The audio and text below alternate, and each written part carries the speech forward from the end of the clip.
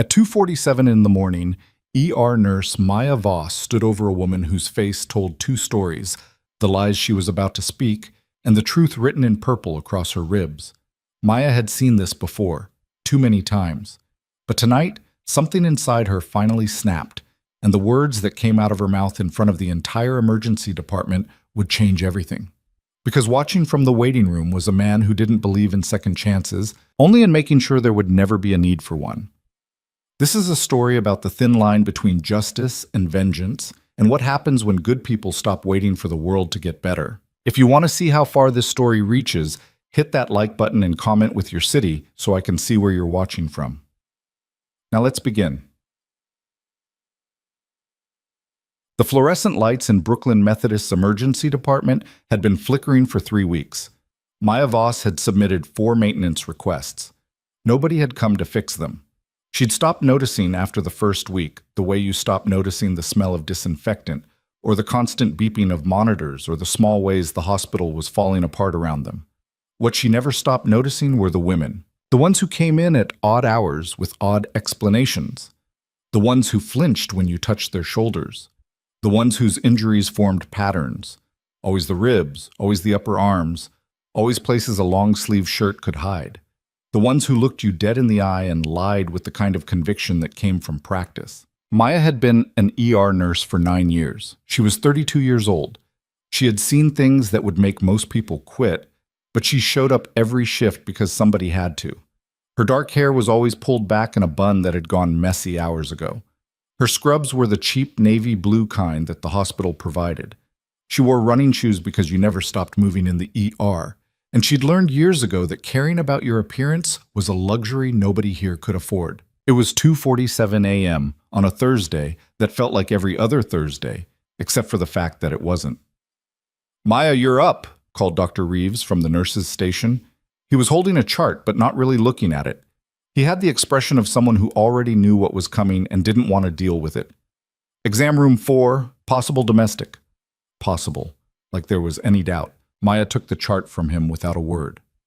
Female, 26, multiple contusions, patient states she fell. Of course she did. They always fell. Down the stairs, into the door, over the dog.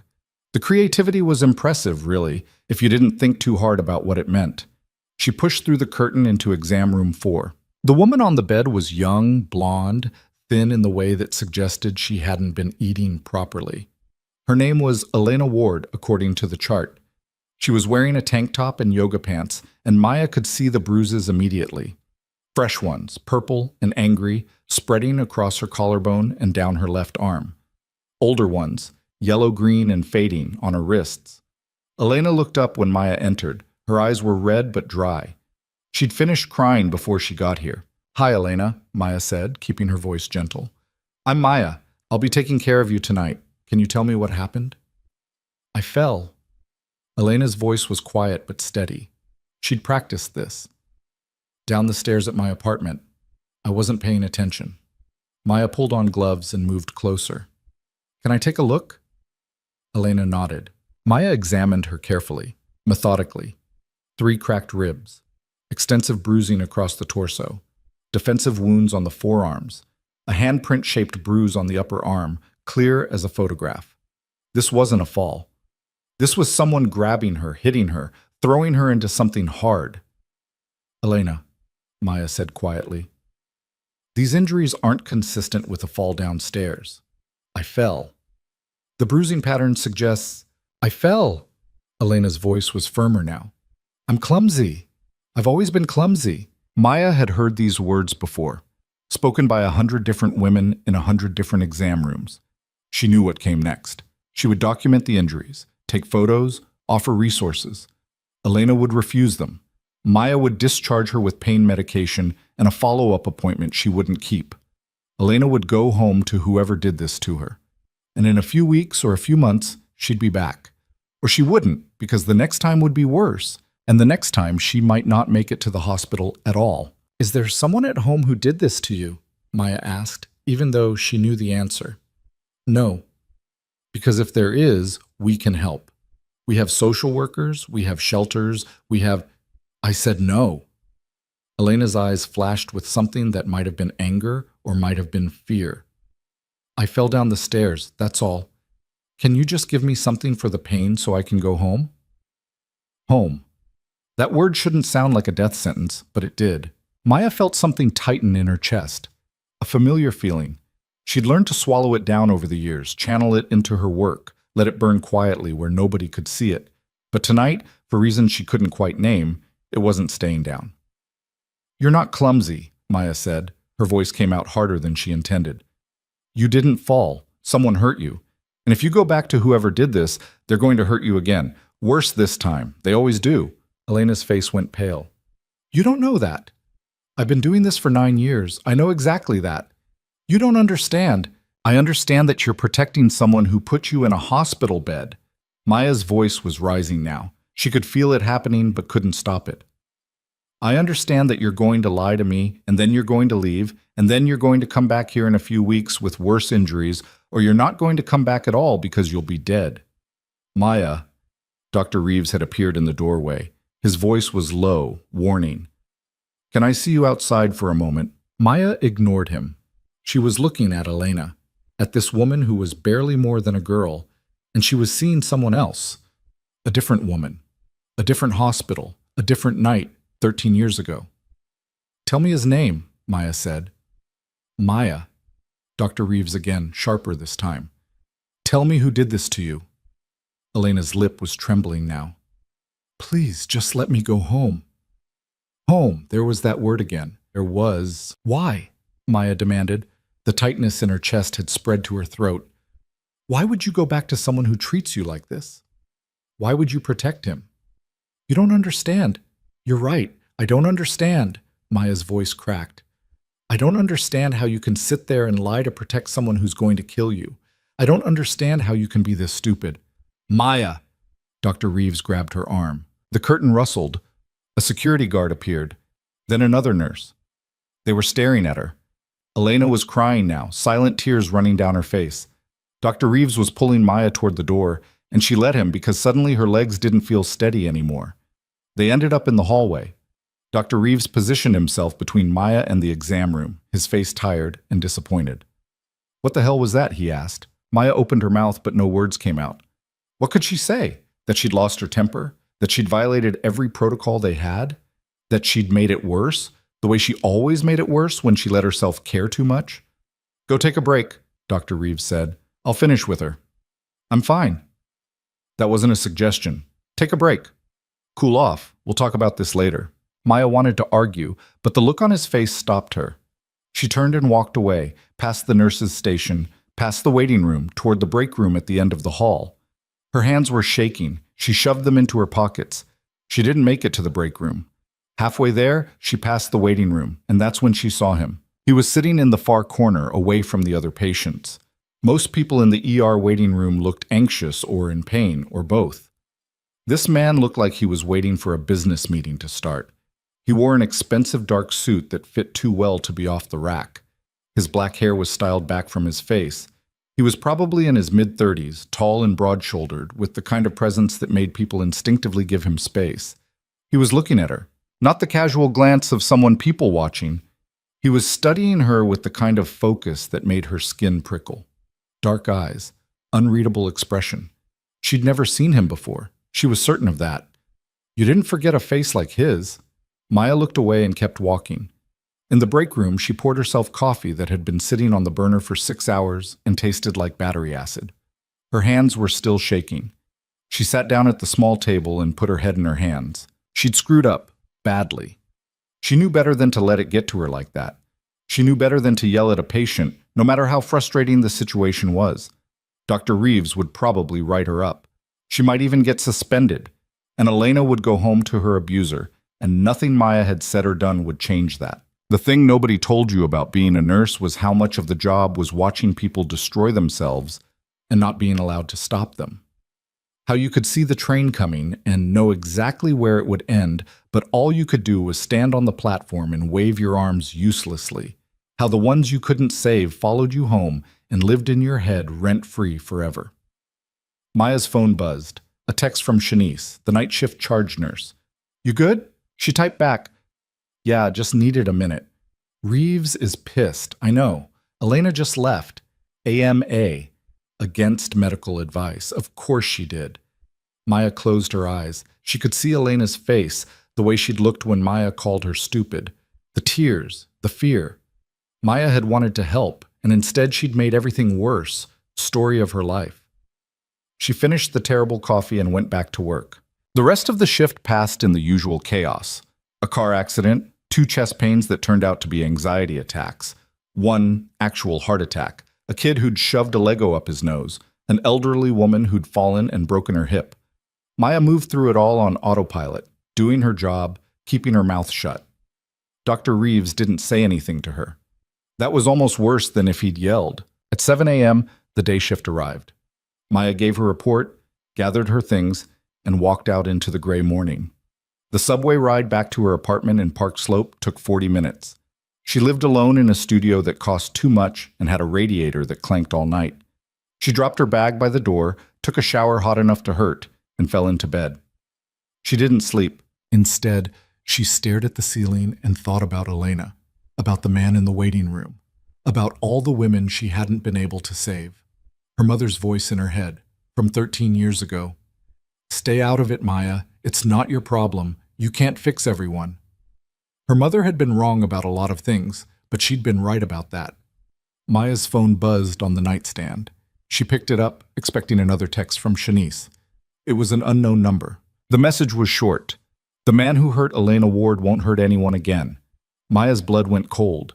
She stared at the screen, reading the words over and over. It had to be a wrong number, a prank. Except nobody else knew about Elena except the hospital staff, and they wouldn't. A second message appeared. You care about these women. I can help you protect them. Maya sat up in bed, her heart pounding. She typed, "Who is this?" The response came immediately. Someone who was watching you tonight. Someone who understands that the system fails people like Elena every day. Someone with resources you don't have. What did you do? I made sure he won't touch her again, or anyone else. Maya's hands were shaking again. She thought about the man in the waiting room, the one who'd been staring at her. This isn't funny. I'm not joking. Check the news tomorrow. You'll see. I'm calling the police. You could. But we both know they won't help Elena any more than they helped the others. How many women have you watched go back to their abusers, Maya? How many have come back worse? How many haven't come back at all? Maya wanted to throw the phone across the room. She wanted to call 911. She wanted to scream. Instead, she typed, "You don't know anything about me. I know you've been doing this for 9 years. I know you're tired of watching them suffer. I know that tonight you finally said what you've been thinking every time one of them lies to protect the man who's destroying them. I know you want to do more than just patch them up and send them back. Stop. I can help you. When you're ready to save them instead of just treating them, you know where to find me. I don't know where to find you. I don't even know who you are." Yes, you do. The man in the waiting room, dark suit, dark eyes, watching her.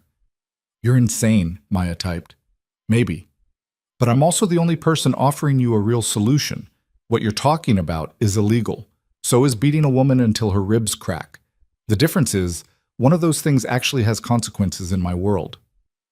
Maya stared at her phone, her mind racing. This was crazy. This person was crazy.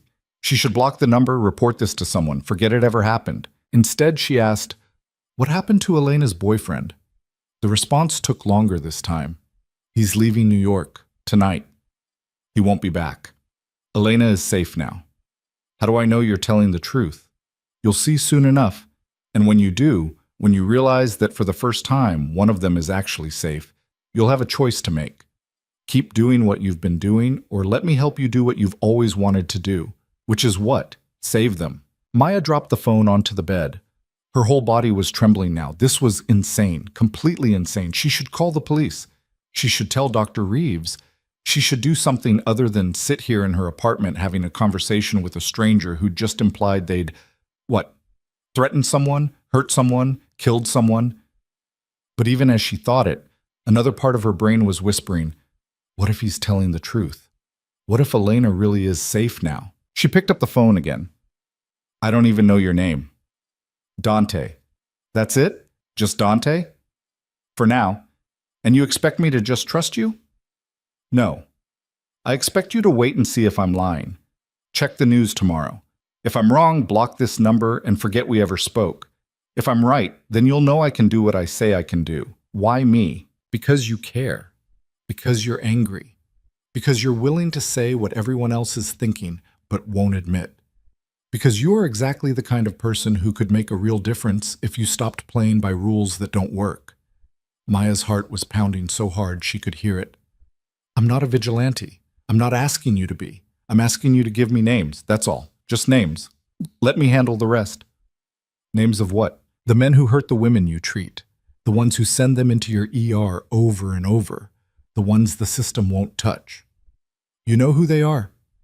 You document their work every time you treat their victims. This is insane. Yes.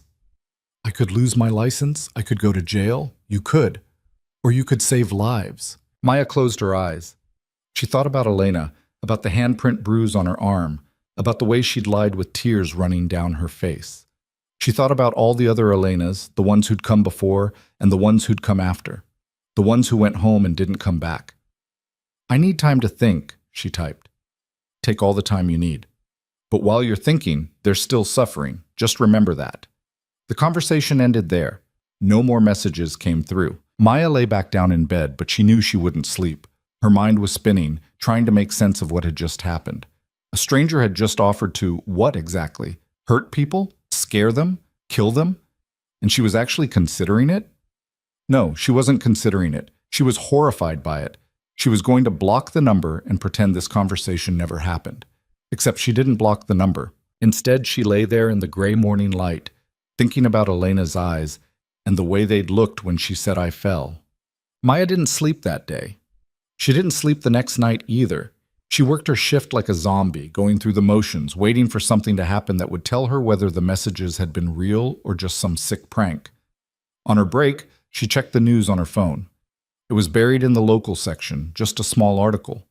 Man critically injured in Park Slope assault. The victim was identified as Marcus Rivera, 28, found beaten in an alley near his apartment. He was in intensive care with multiple fractures and internal bleeding. The article mentioned that he had a history of domestic violence complaints, all of which had been dropped by the victims. Maya's hands went numb. She clicked on Marcus Rivera's social media profile. His relationship status said, in a relationship with Elena Ward. The man who hurt Elena Ward won't hurt anyone again. Maya's stomach turned over. She barely made it to the bathroom before she threw up.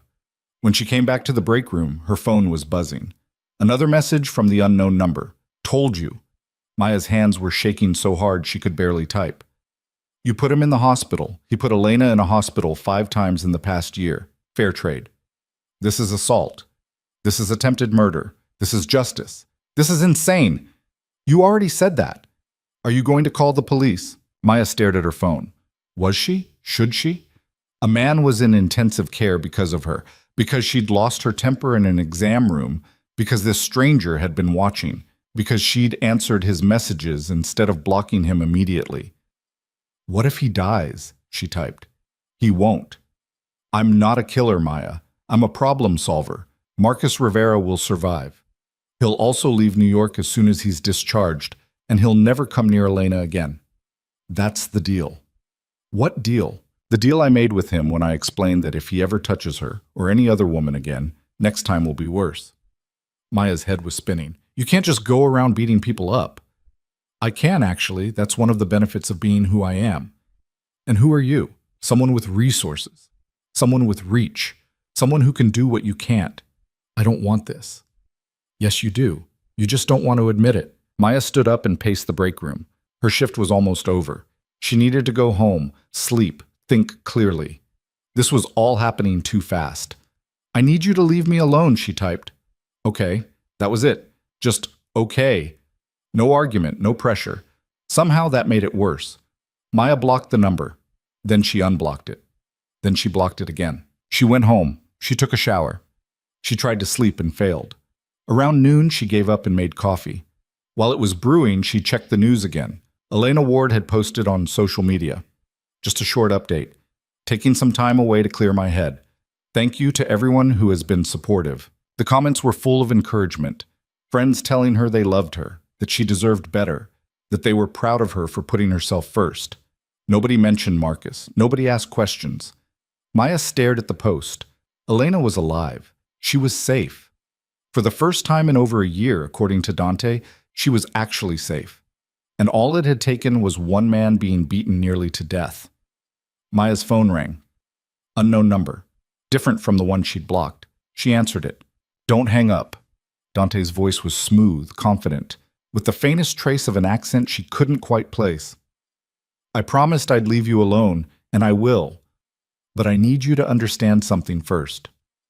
"I don't want to talk to you." Marcus Rivera put 5 women in the hospital in the past 3 years. Elena was just the most recent.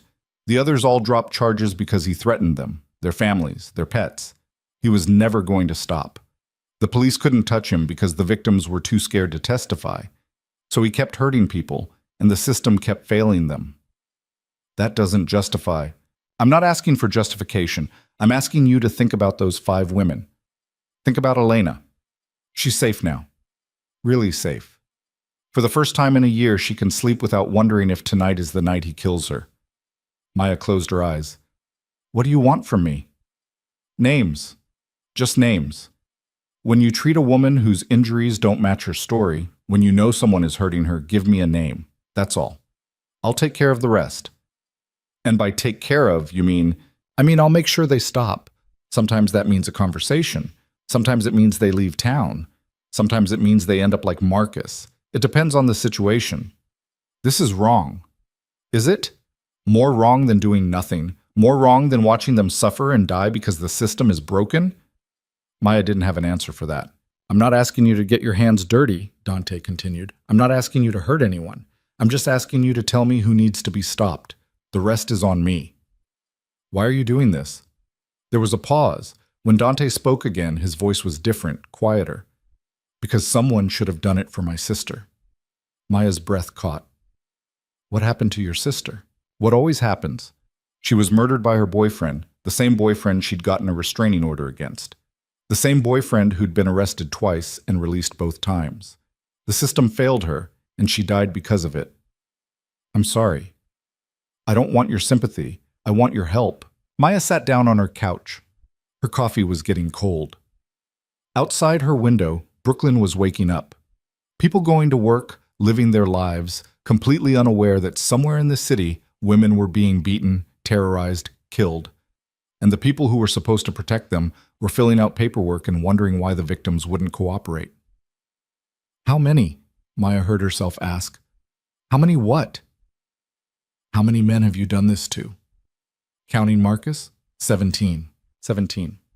Maya felt dizzy. "And how many women are safe now because of it?" 17. "You're sure they're safe? You're sure these men won't come back?" "I'm sure. I make them understand what will happen if they do. They believe me." Maya knew she should hang up. She knew she should call the police, report this conversation, wash her hands of the whole thing. But instead she heard herself say, "If I did this, and I'm not saying I am, but if I did, how would it work? You send me a name and whatever details you have, address, place of work, vehicle description, anything that helps me find them. I do the rest. You never hear about it again unless you check the news or the victim's social media. And if I want to stop, then you stop. I'm not going to force you into anything, Maya. This has to be your choice." "What if you get caught?" "I won't." "Everyone thinks they won't get caught." "I'm not everyone." There was absolute certainty in his voice. "This is what I do. I'm good at it." "What are you exactly? Some kind of vigilante?" "Something like that." That's not an answer. Let's just say I operate in spaces where the law doesn't reach. I have resources, connections, experience, and I have a very specific motivation. Maya rubbed her temples. "This is insane." "You keep saying that because it keeps being true." Dante laughed. It was a dark sound, but there was genuine amusement in it. "I like you, Maya Voss. You're honest. That's rare. How do you even know my full name?" "I pay attention." That should have been creepy, but somehow it wasn't. Or maybe it was and Maya was too tired to care anymore. "I need time," she said. "Take it. When you're ready, you have my number." "You called me. I don't have your number." "Check your messages." Maya looked at her phone. There was a new text from the same unknown number she'd blocked earlier. Just a string of digits and a single word. Ready. I haven't decided yet, Maya said. I know, but you will. The line went dead. Maya sat there on her couch for a long time, holding her cold coffee, staring at her phone. She thought about Elena, about Marcus Rivera in intensive care, about Dante's sister who'd died because the system failed her. She thought about the woman who'd come into the ER last month with cigarette burns on her arms. The one who'd come in with a dislocated shoulder and a story about falling off a ladder. The one who'd come in barely conscious from being choked. She thought about her own mother, who died when Maya was 19, officially from a stroke. Unofficially from 30 years of stress and fear and swallowing her words because speaking up meant making things worse. The system was broken. Maya had known that for years, but knowing it and doing something about it were two very different things. She picked up her phone and stared at Dante's number. Then she put it down without calling. Not yet. She wasn't ready yet. But someday, probably someday soon, there would be another woman in another exam room with another lie that fooled no one. And when that happened, Maya would have to make a choice. Keep playing by rules that didn't work, or break them, and live with what came after. The choice came 3 weeks later. Maya had almost convinced herself it wouldn't, that she'd deleted Dante's number, that the whole thing had been some fever dream brought on by exhaustion and too many years of watching people destroy themselves. She went to work, she came home, she lived her life. She didn't think about Marcus Rivera in his hospital bed, or Elena Ward's social media posts about starting fresh, or the 17 women Dante claimed were safe now. Except she did think about it, every single day.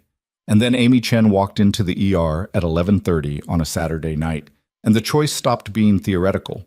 Maya saw her coming from across the department, young, maybe 23, Asian, holding her left arm against her body in a way that screamed broken bone. She was dressed for a night out, heels and a short dress, but her makeup was smudged, and there was something in her eyes that Maya recognized immediately. I need to see someone, Amy said to the triage nurse. Her voice was steady, but Maya could hear the tremor underneath. I think my wrist is broken. How did it happen? The triage nurse asked, already typing. I fell at a club. It was crowded and someone bumped into me and I fell. Maya closed her eyes. I fell. Those two words again. She walked over before she could stop herself. I'll take her, she told the triage nurse. Amy followed Maya to an exam room without speaking. She sat on the bed carefully, protecting her arm. Up close, Maya could see the bruises. Fresh ones on her neck, partially hidden by her hair. Older ones on her legs, visible below the hem of her dress. Maya closed the curtain and pulled on gloves. I'm Maya. Let me see your wrist. Amy extended her arm. The wrist was swollen, already turning purple. Maya examined it gently, watching Amy's face for reactions. We'll need x-rays, but I'm pretty sure it's fractured. Can you tell me exactly how this happened? I already said. I fell at a club. Which club? Amy hesitated. I don't remember the name. You don't remember the name of the club you were just at? It's not important. Maya pulled over a stool and sat down so she was at eye level with Amy. Amy, I need you to be honest with me. Did someone do this to you? No. Because if someone hurt you, we can help. We have resources. We can call the police. I don't need the police. Amy's voice cracked. I just need you to fix my wrist so I can go home. There it was again. Home. The place she should be running from, not running to. Maya took a breath and tried to keep her voice calm. I'm going to ask you some questions, and I need you to answer them honestly. Has anyone hit you, pushed you, or otherwise hurt you in the past 6 months? No. Are you afraid of anyone? No. Is there someone waiting for you at home who might be upset that you're here? Amy's eyes filled with tears. Please just fix my wrist. Maya wanted to scream. She wanted to grab Amy by the shoulders and shake her until she told the truth. She wanted to explain that lying wouldn't save her, that going home wouldn't make things better, that the next time might be the last time. Instead, she stood up and said, I'll order those x-rays. We'll get you taken care of. The x-rays confirmed a fractured wrist. Clean break. Would heal fine with a cast in time. Maya wrapped it, gave Amy a prescription for pain medication, and discharged her with instructions to follow up with orthopedics in a week. Amy signed the discharge papers with her good hand and left without looking back. Maya stood at the nurse's station and watched her go. Watched her walk out those doors in her short dress and heels and broken wrist, heading back to wherever she'd come from. Back to whoever had done this to her. Shanice came up beside her. Another one? Yeah. You okay? Yeah. Shanice didn't believe her, but she didn't push. That was one of the things Maya appreciated about working with her. Shanice had been a nurse for 15 years, and she'd learned when to ask questions and when to just stand next to someone in silence. They stood there together for a moment. Then Shanice said quietly, "You can't save all of them." "I know. You can't even save most of them." "I know that too. But you still try." Maya didn't answer. What was there to say? Her shift ended at 7 in the morning. She went home, took a shower, and sat on her couch with her phone in her hand. She stared at it for 20 minutes before she finally opened her messages and found Dante's number. She typed, "Amy Chen, early 20s, Asian, works at a salon called Jade Cuts in Sunset Park. Someone broke her wrist tonight. She wouldn't say who, but I'm guessing boyfriend or husband." She was terrified. She stared at the message for another 5 minutes. Her finger hovered over the send button. This was it. The line. Once she crossed it, there was no going back. She thought about Amy's eyes, about the way she'd said, "Please just fix my wrist," like that was all she deserved. Like being hurt was just something that happened to her. Like weather. Maya pressed send. The response came within seconds. "I'll handle it." That was all. No questions, no demands for more information. Just 3 words that meant someone was about to have a very bad day. Maya dropped her phone on the couch and put her head in her hands. She'd just done something irreversible. She'd just sent a man she'd never met to hurt someone else she'd never met, based on nothing but her suspicion and Amy Chen's frightened eyes. She waited for the guilt to hit her. The horror, the regret, the certainty that she'd made a terrible mistake. It didn't come. What came instead was a strange, cold sense of relief, like she'd been holding her breath for 9 years and finally exhaled. She slept for 4 hours and woke up to a text message. Done. He won't touch her again. Maya stared at the message. She wanted to ask what that meant, what Dante had done, whether anyone was dead or hospitalized or just scared. She wanted details, evidence, proof that this was real. She didn't ask. She didn't want to know. Instead, she got up and made coffee and tried to pretend that her hands weren't shaking.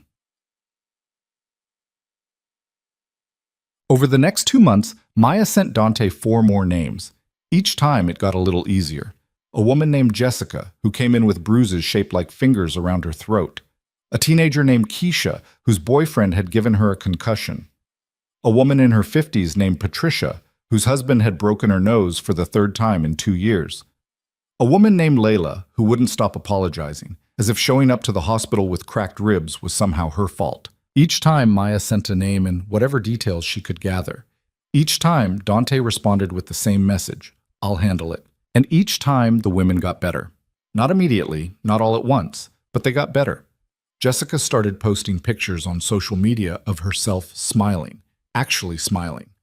Keisha's mother called the hospital to thank them for the care her daughter had received. Patricia came back for a follow-up appointment looking 10 years younger, like someone had removed a weight from her shoulders. Maya didn't ask questions. She didn't want to know what Dante did to make it happen. She just watched the women heal and told herself that the ends justified the means. Dr. Reeves noticed something was different. He pulled her aside one afternoon and said, "You seem better lately, less angry." Maya shrugged. "Maybe I'm just getting better at letting things go." "Good. That outburst with Elena Ward was concerning. I was worried about you." "I'm fine." "You sure? Because if you need to talk to someone, we have counseling services available." "I'm sure, really, I'm good."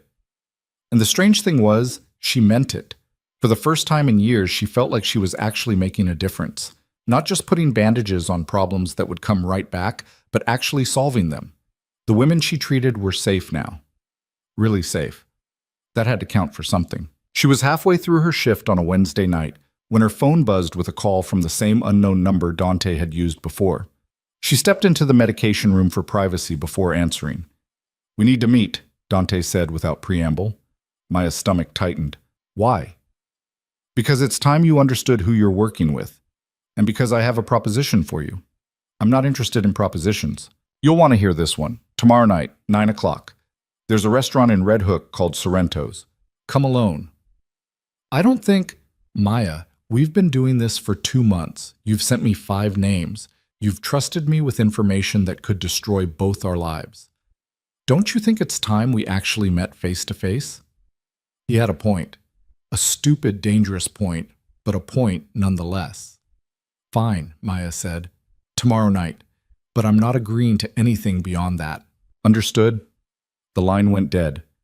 Maya stood in the medication room, her heart pounding. This was a mistake. She should cancel, block his number, pretend this conversation never happened. Meeting him in person made this real in a way that text messages didn't. But she didn't cancel. Because the truth was, she was curious. She wanted to know who this man was, what he looked like, why he was doing this. She wanted to put a face to the voice that had promised to save the women nobody else would save. The next night, she took the subway to Red Hook. Sorrento's turned out to be a small Italian restaurant tucked away on a side street. The kind of place that looked like it had been there for 50 years and would be there for 50 more. Maya pushed through the door and was immediately hit with the smell of garlic and tomato sauce. A hostess approached her. Can I help you? I'm meeting someone. Table for 2? Name? I don't... She's with me. The voice came from behind her. Maya turned around and there he was. The man from the hospital waiting room 2 months ago. Dark suit, dark eyes, that same intense presence that made people step back without realizing they were doing it. Dante. He was taller than she'd expected, maybe 6'2", with broad shoulders and the kind of build that suggested he spent time in a gym. His black hair was shorter than she remembered, styled but not fussy. He was clean-shaven, and up close she could see a thin scar running along his left jawline. He looked like someone who could hurt you badly if he wanted to, but also like someone who'd know exactly where to hit to make it quick. Maya, he said, and smiled. It was a surprisingly warm smile, nothing like what she'd expected. Thank you for coming. I almost didn't. But you did. Come on, our table's in the back. He led her through the restaurant to a private booth in the corner, the kind of spot where you could have a conversation without being overheard. As soon as they sat down, a waiter appeared with 2 glasses of red wine.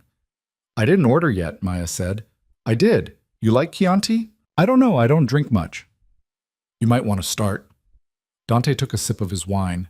This conversation is going to be uncomfortable. Maya's hands went cold. Why? What happened? Nothing bad. Relax. Everyone you've sent me is fine. Better than fine, actually. That's why we're here. Then what's this about? Dante leaned back in the booth, studying her with those dark, unreadable eyes. Tell me something, Maya. Do you know what I do for a living? You hurt people who deserve it. That's one way to put it. But it's not my job. It's more of a passion project. My actual job is running a very successful import-export business. Maya raised an eyebrow. Import-export? That's what they all say. In my case, it's true. I import olive oil, wine, artisan goods from Italy. I export specialty foods to Europe. It's extremely legitimate and extremely profitable. So why the side business in vigilante justice? Because I can. Because I have the resources, the connections, and the motivation, and because someone needs to do it. He took another sip of wine. But that's not why we're here. We're here because I want to expand our operation. Our operation? Right now, you send me names as you encounter them. That's good, but it's reactive. We're only helping the women who make it to your ER, and only after they've already been hurt. I want to be proactive. I want to find these men before they put their victims in the hospital. Maya's mouth went dry. How would that even work? I have access to resources you don't. Court records, police reports, restraining orders. I can identify men who are likely to escalate, who have histories of violence, who are ticking time bombs. But I need help on the ground. Someone who understands the medical side, who can identify victims, who can reach out to women who might be in danger before it's too late. You want me to recruit victims? I want you to offer them a way out. Real protection, not a restraining order that gets violated the same day it's issued. Real safety, not a shelter that they have to leave after 30 days. Real justice, not a system that lets their abusers walk free. Maya shook her head. That's insane. How would I even approach someone like that? Hi, I'm a nurse, and also I work with a vigilante who can make your abuser disappear. You don't mention me at all. You just let them know that there are options beyond what the system offers, that there are people who can help them in ways the police can't. If they're interested, you give them my number. I take it from there. And what exactly do you do from there? Dante's expression didn't change. I make the problem go away.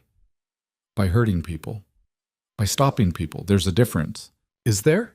Maya leaned forward. Because from where I'm sitting, you're just trading one kind of violence for another. Not the same at all. The violence I use is controlled, targeted, and temporary. The violence these men inflict is random, ongoing, and escalating. I'm not creating victims, Maya. I'm preventing them. You're still breaking the law. The law is broken. We're just working around it. Maya wanted to argue, but she couldn't find the words. Because everything he was saying made a terrible kind of sense. The system was broken. Restraining orders didn't work. Shelters were overcrowded and underfunded. Police were overwhelmed and often dismissive. And meanwhile, women kept dying. What's in it for you? She asked. Why are you doing this? Dante's jaw tightened. I told you. My sister. That's not the whole story. No, it's not. He was quiet for a moment, staring into his wine glass. When he spoke again, his voice was different, harder. Her name was Julia. She was 22 when she died. Her boyfriend's name was Marco. He was charming, successful, came from a good family. Nobody believed her when she said he was hurting her. Not our parents, not her friends, not the police. She got a restraining order, and he violated it within hours. She went to the police, and they told her there was nothing they could do unless he actually hurt her again. So she went home, and he killed her. I'm sorry. Don't be sorry. Be angry, because that's what I am. I'm angry that my sister died begging for help that never came. I'm angry that Marco served 3 years in prison and got out early for good behavior. I'm angry that there are thousands of women just like Julia, and the system fails them every single day. Maya felt something shift in her chest. She'd thought Dante was just some thug with a savior complex, but this was different. This was personal. This was grief turned into action, rage channeled into purpose. What happened to Marco? She asked quietly. Dante met her eyes. He had an accident, a fatal one, about 6 months after he got out of prison. You killed him. I removed a threat. That's what I do, Maya. I remove threats that the system won't touch, and I'm very good at it. The waiter appeared with menus. Dante ordered for both of them without asking what she wanted.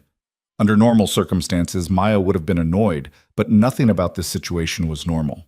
When the waiter left, Maya said, You're asking me to be complicit in assault, maybe even murder. I'm asking you to save lives. The assault is my problem, not yours. If I give you names, it's my problem too. Legally, maybe. Morally, I don't think so. You're not hurting anyone. You're just providing information. What I do with that information is on me. Maya rubbed her temples. This is insane. You keep saying that. Because it keeps being true. Dante smiled. You also said that before. Are we going to keep having the same conversation, or are we going to actually do something? I don't know. I need to think. Then think. But while you're thinking, remember Amy Chen. Remember Jessica and Keisha and Patricia and Layla. Remember that they're safe now because you made a choice. And ask yourself how many more women you could save if you made a bigger choice. Their food arrived. Some kind of pasta dish that smelled amazing, but Maya couldn't taste. She pushed it around her plate while Dante ate like this was just a normal dinner with a normal person having a normal conversation. How many people have you killed? She asked suddenly. Dante didn't even blink. Are you sure you want to know? Yes? 4, not counting Marco. Maya's stomach turned. Jesus. All of them were about to kill someone else. All of them had exhausted every legal avenue. All of them left me no choice. There's always a choice. You're right. I could have let them kill their victims. I chose not to. Dante put down his fork and looked at her seriously. I'm not a psychopath, Maya. I don't enjoy hurting people, but I'm willing to do what needs to be done when nobody else will. That's the difference between me and them. I have a line. They don't. And where exactly is your line? Protecting innocent people. That's it. That's the only thing that matters. Maya wanted to believe him. She wanted to believe that this was righteous, that they were the good guys, that violence in service of justice was somehow different from violence in service of cruelty. But she'd been a nurse long enough to know that good intentions didn't make you right. They just made you feel better about being wrong. "I need to go," she said, standing up. Dante didn't try to stop her. "Think about it. You have my number when you're ready." "What if I'm never ready? Then we stop. I'm not going to force you into anything. This only works if you choose it." Maya walked out of the restaurant without looking back. She took the subway home in a daze, her mind spinning. When she got to her apartment, she poured herself a glass of water and stood at the window, staring out at Brooklyn. 4 dead. Plus 17 hurt badly enough to never come back. Plus whatever Dante had done to make Amy and the others safe. And on the other side of that equation, how many women alive who wouldn't be otherwise? How many children who still had mothers? How many futures that hadn't been destroyed? Maya's phone buzzed, a text from Shanice. Guess what? Amy Chen just came in for her follow-up. Looked like a different person. Smiling, laughing, even flirting with Dr. Patel. Whatever happened, it worked. Maya stared at the message for a long time. Whatever happened, it worked. That was the problem, wasn't it? It was working. These women were getting better, getting free, getting lives back. And all it cost was the pain of men who'd been causing pain for years. Was that wrong? Maybe. Probably. Yes. But was it worse than doing nothing? Maya pulled up Dante's number and typed, "I'm in. But I want to meet the women. I want to see that they're actually okay." The response came immediately. "Tomorrow. I'll send you an address." Maya put down her phone and took a long drink of water. Her hands were steady now. Her heart rate was normal. She felt calm in a way she hadn't felt in years. She'd just agreed to become an accomplice to assault, possibly murder. She'd just crossed a line that couldn't be uncrossed. And the strangest part was that she didn't regret it. Not yet. Maybe not ever. The address Dante sent was in Crown Heights, a brownstone on a quiet residential street that looked like every other building on the block. Maya stood on the sidewalk for 5 minutes before she convinced herself to walk up the steps. Her hand was raised to knock when the door opened. A woman stood there, mid-40s, with gray-streaked black hair pulled into a ponytail. She had kind eyes and the sort of face that suggested she'd seen too much but hadn't let it make her mean. "You must be Maya," the woman said. "I'm Lucia. Come in." Maya stepped inside and immediately felt like she'd walked into someone's home rather than whatever she'd been expecting.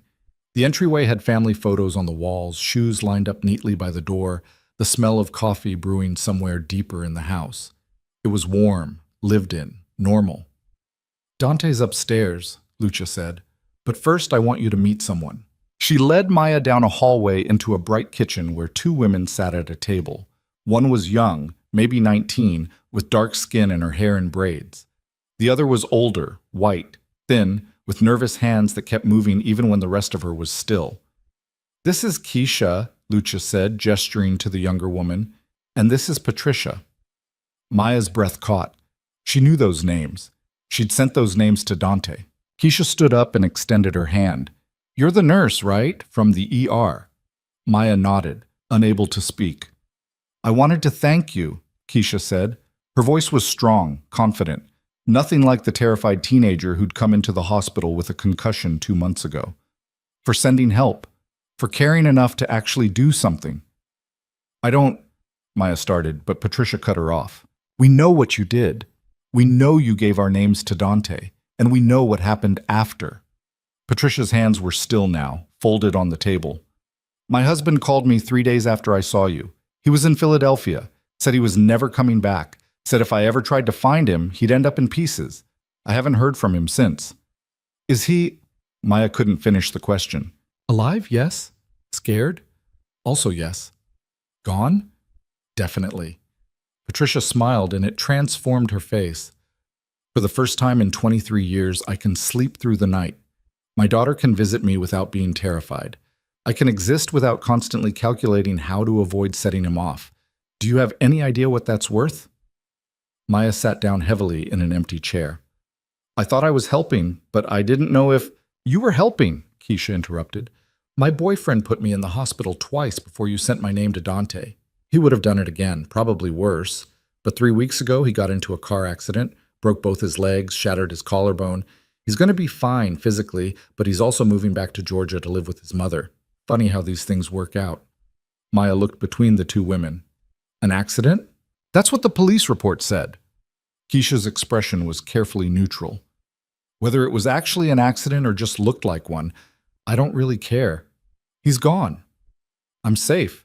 That's all that matters. The door opened and Dante walked in, carrying a bag of groceries. He looked different in jeans and a sweater, less intimidating, almost normal. I see you've met some of our success stories, he said to Maya. Success stories, Maya repeated. Is that what we're calling this? What would you call it? Maya didn't have an answer. Lucia took the groceries from Dante and started unpacking them. There are 6 women staying here right now, she said. Some are just passing through, getting their bearings before they move on to something permanent. Others need more time. We provide housing, food, counseling, legal assistance, job training, whatever they need to build a new life. How many places like this do you have, what? Maya asked. 4 in Brooklyn, Dante said. 2 in Queens, 1 in the Bronx. All of them look like regular houses because they are regular houses. Nobody knows what they're for except the people who need them. Patricia stood up. I should get going. My shift starts in an hour. Where are you working? Maya asked. Bakery in Park Slope. It's not much, but it's mine. Nobody yells at me. Nobody tells me I'm worthless. Nobody breaks my things because dinner wasn't ready on time. She pulled on a jacket. I'm 47 years old and I'm just now learning what it feels like to not be afraid. That's because of you, both of you. She left through the back door. Keisha followed a few minutes later, heading to a class at community college. Suddenly, it was just Maya, Dante, and Lucia in the kitchen. Lucia poured coffee without asking if anyone wanted it. You're wondering if this is real, she said to Maya, if we're actually helping these women or just using them to justify violence. The thought crossed my mind.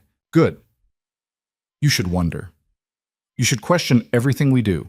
The minute you stop questioning is the minute this becomes something else. Lucia sat down across from Maya. I was one of them, about 8 years ago. My husband put me in the hospital so many times I knew all the nurses by name. I had restraining orders, police reports, caseworkers. None of it mattered. He always came back, until Dante made sure he didn't. What happened to him? He moved to Florida, got a job, got therapy, got his life together. He sends me money every month, not because he has to, but because he's genuinely sorry for what he did. Turns out some people can change when they're properly motivated. Maya's coffee was getting cold. She wrapped her hands around the mug anyway. And the ones who can't change? They have accidents, Lucia said calmly, or they disappear, or they end up in prison for something unrelated that Dante happened to know about. It varies. You're talking about murder. I'm talking about survival, their victims' survival. Lucia's voice was hard now. You want to judge us? Fine. But first, tell me what you would have done differently. Tell me how you would have saved these women using the broken system we have. Tell me which law or policy or program would have stopped my husband from beating me unconscious in my own kitchen. Maya couldn't answer that. That's what I thought. Lucia stood up. I have to go pick up some donations. Dante will show you the rest. She left Maya and Dante alone in the kitchen. The silence stretched out between them, thick and uncomfortable. You're angry, Dante said finally. I'm confused. I thought I knew what this was. Some kind of vigilante justice thing. But this is bigger than that. A lot bigger. We've helped 43 women in the past year. 43 women who were going to die or wish they were dead. They're all alive now, all safe, all building new lives. That's not nothing, Maya.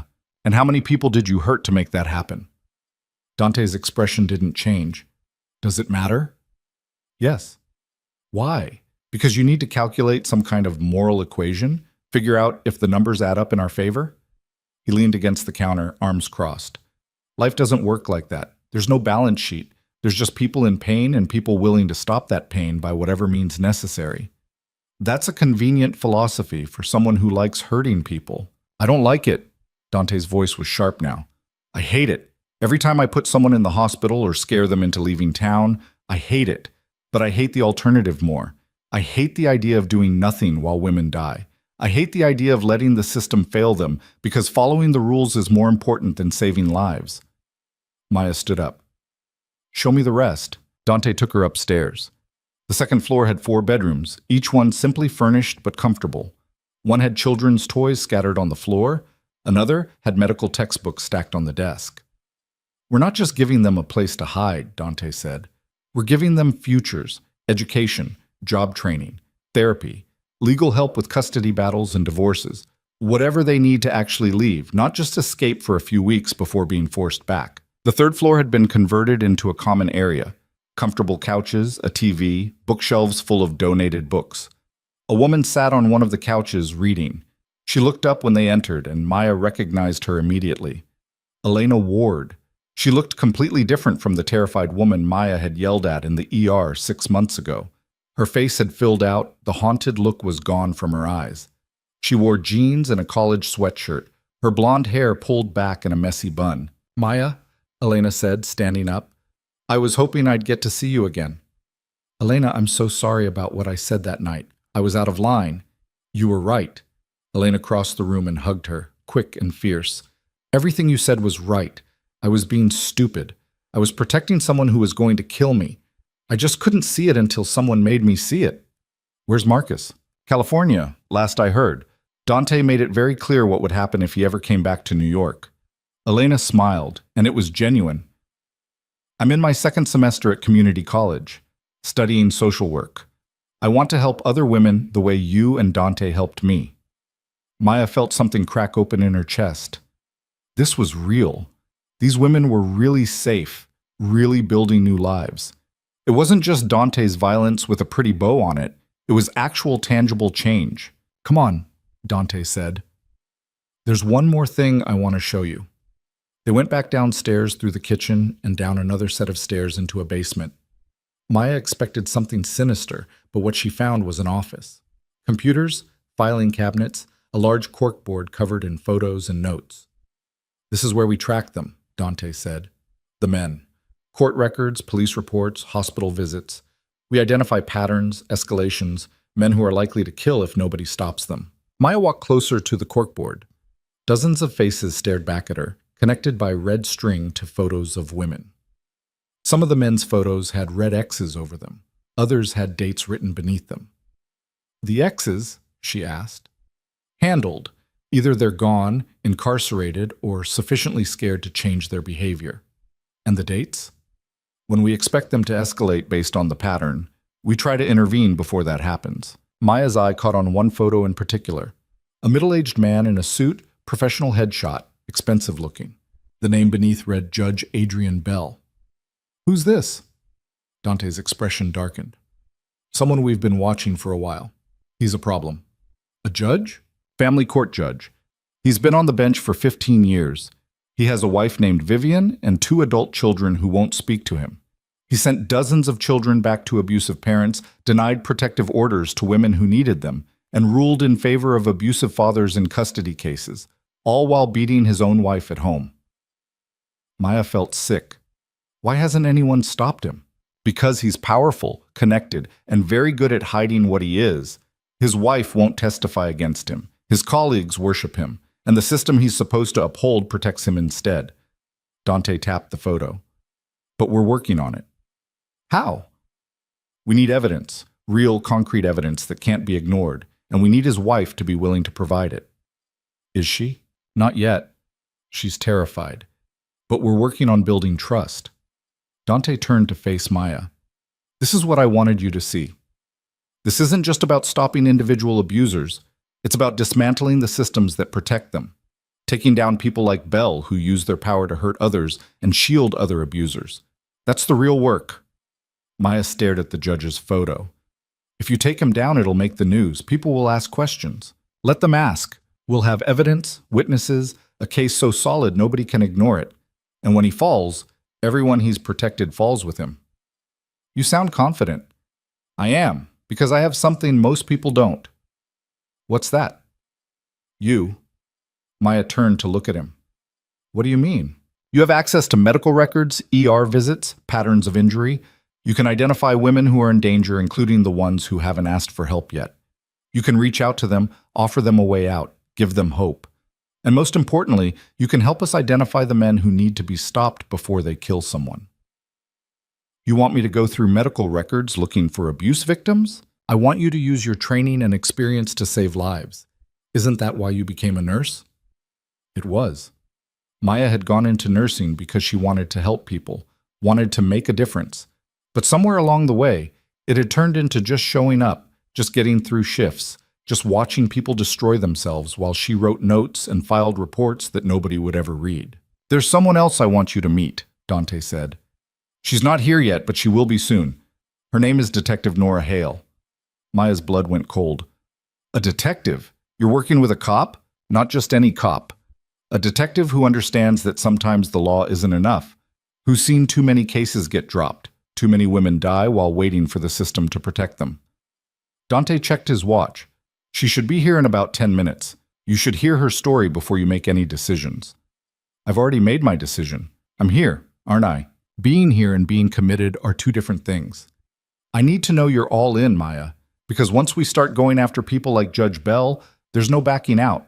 The stakes get higher. The risks get bigger. You need to be sure. Maya looked around the basement office, at all the faces on the corkboard, at the evidence of lives saved and systems challenged. She thought about Elena upstairs, about Patricia at her bakery job, about Keisha in community college.